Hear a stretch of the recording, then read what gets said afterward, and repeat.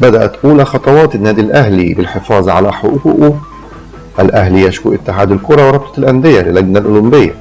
قرر مجلس إدارة النادي الأهلي في اجتماعه اليوم التقدم بشكوى إلى اللجنة الأولمبية المصرية تجاه كل من الاتحاد المصري لكرة القدم ورابطة الأندية المحترفة بخصوص ما تم من إجراءات مخالفة للوائح بشأن مباراة القمة، والعمل على إقامتها بحكام مصريين بالمخالفة لقرار رابطة الأندية المحترفة المنوطة بتنظيم مسابقة الدوري بإقامة المباراة بطاقم تحكيم أجنبي لضمان العدالة بين كل الأطراف.